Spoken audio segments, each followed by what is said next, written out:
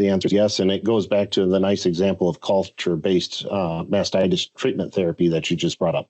In many cases, what we do makes no difference at all for a bacteriological cure. And there's been a lot of evidence-based decision-making to support that. And that's been really nice to see that emerge forward as this is the way forward and this is what we should be doing. But, some of the more recent research we've been looking at is what is a host's response to an insult and what is the milieu of different responses you're going to see with substrate utilization, changes in somatic cell count, changes in mammary gland productivity. And they're happening in separate temporal timeframes. It's complex.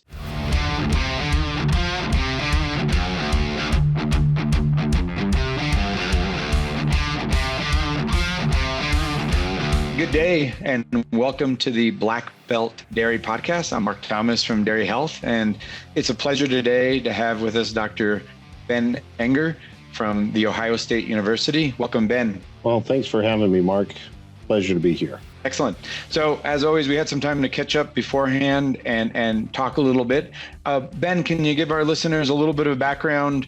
You're a mammary gland physiologist, and obviously that's of critical importance at a really high up level. But, all of us listening here are in the dairy industry and without the mammary gland, we don't have milk. But give us a little background of your history and how you got to the Ohio State University and a bit of your research program. Yeah, so thanks for that. I'm originally from out west. I usually just say out west because I've lived in 3-4 different states out there, but did my bachelor's at University of Idaho, master's at Washington State, and that was focused on teat disinfectants and mastitis abatement practices. And that's when I started developing an appreciation for mammary physiology combined with an overlay of mastitis pathology. And then I went on to Virginia Tech, did my PhD with that overlay present between mastitis pathology and how that disrupts with mammary growth. So we looked at dry cows, but the whole goal of that was to look at heifer mastitis. And so since I've come here to Ohio State in 2018, really focused on heifer mastitis and then how does mammary function typically proceed, and then how does mastitis disrupt that? So we have a unique appreciation and focus for the primigravid heifer in my research program, as well as the primiparous cow. And so a lot of our time is focusing on normal mammary growth and development during the time, and how is mastitis disrupting either mechanisms of mammary growth or milk synthesis. Why Genetics turns podcast airtime into brand authority. We don't sell ads, we elevate voices.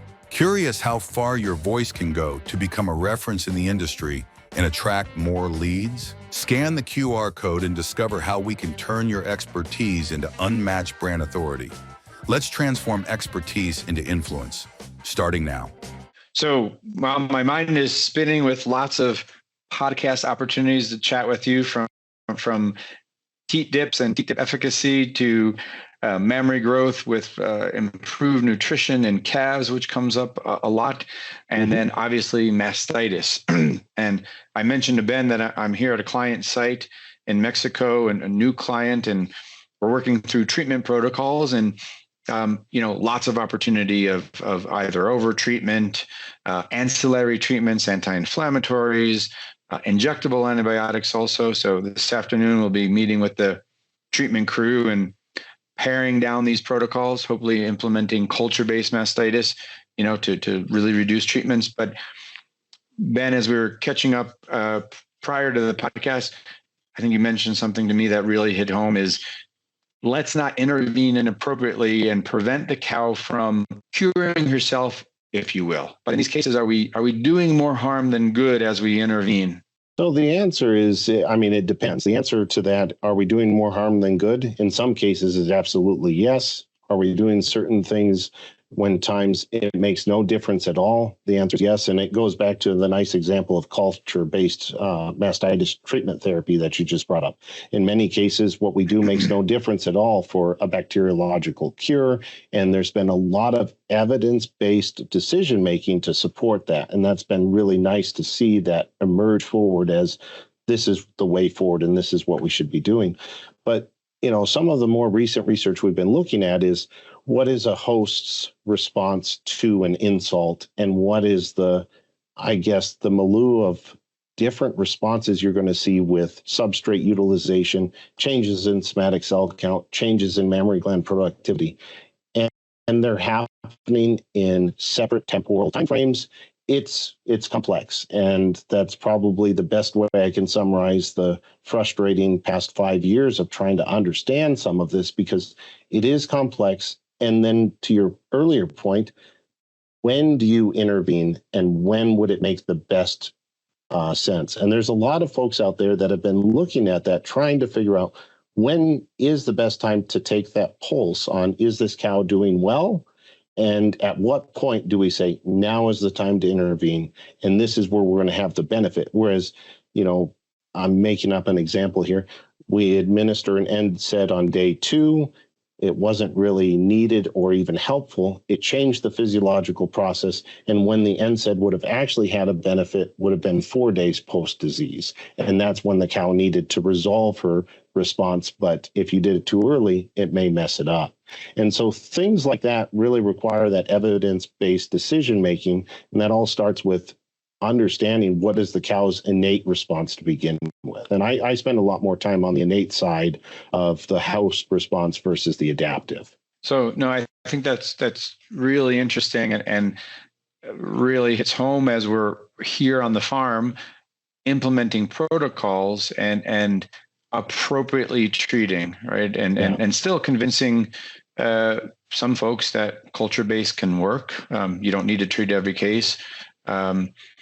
Less anti-inflammatories approved in the USA, but in countries like Mexico and Europe and Canada, certainly more opportunities. And therefore, I think really to give our listeners something to think about is potentially treating with anti-inflammatories too soon, right? And not allowing that innate response to progress as nature intended. Yeah, exactly. I mean, if you intervene and it blights the cow's effectiveness with, say, her neutrophil response, you're going to potentially prolong the disease or basically turn it into something that could potentially become chronic. All of this also, to add that layer of complexity that makes it even more miserable, is it's likely pathogen dependent. And depending on what pathogen or metabolic dysfunction you're talking about, that complicates this further. Whereas something might be effective early on, like the opposite of waiting until 4 days, maybe at the beginning is helpful in one specific situation, it can be deleterious later on. And so that's the magic box of trying to look into what is really ailing this cow and how do we best help her. And I'm just thinking in again, bringing the Mexico example, but Europe and other countries, many of the tubes have prednisolone or some steroid, not non-steroidal anti-inflammatory, but actual steroid. So what is that doing to a mammary response when you actually put steroid in the udder? Obviously, we know what it does.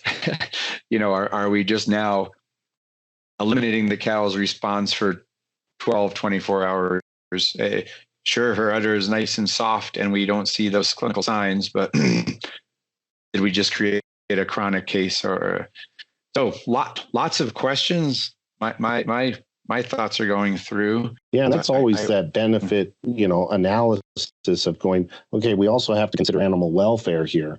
And it just makes it a very complex decision-making process for the veterinarian and the producer. And more and more days go by and I go, I'm glad I don't have to be the one making the call on some of those things. I get to help folks make the correct decision as they see fit. But the more understanding of those biological processes, whether it's a primiparous cow or a multiparous cow, and we all know those are different in how they respond and what could be beneficial for one is not the other, having all that data to help folks be able to make their mind up and choose the best outcome for themselves is where I see my role for that. I really like that approach. And as you said, the data, I had a client today say to me, well, now you're recommending something that you told us not to do 5 years ago. And I said, absolutely. Based on the data 5 years ago, our best answer was don't do that. We have some new data. Surprisingly, you wouldn't have thought that that product or strategy works. We have some good data that it does. Now we implement it. We weren't wrong. We just, with the data we had, that was the best answer or protocol. Yeah. Ben, thanks so much. It was great to visit with you. For all our listeners, keep in mind all the great sponsors that make this podcast possible. Again, in the short podcast, we're just giving you a little tidbit, a teaser of some of these topics. But I think as you're driving around or walking around your cattle, walking pens, you can think about some of these concepts and maybe make some changes in your day-to-day management and protocols. So again, Dr. Ben Enger from Ohio State University, thanks so much for joining. Thanks for having me again. You're welcome.